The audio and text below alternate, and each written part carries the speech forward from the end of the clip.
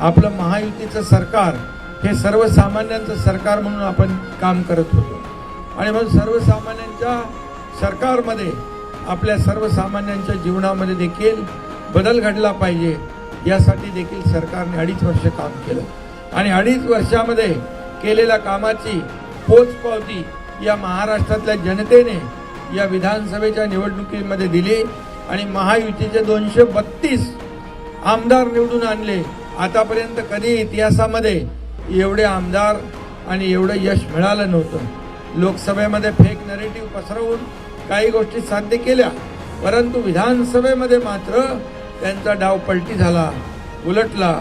आणि म्हणून मी एवढंच सांगतो, इथे काही राजकीय व्यासपीठ नाही, परंतु जे काम आपण महायुतीने केलं गोरगरिबांसाठी, प्रकल्प पुढे नेण्यासाठी, कल्याणकारी योजनांसाठी, त्याचा परिपाक या विधानसभेच्या निवडणुकीमध्ये आपल्याला पाहायला मिळाला।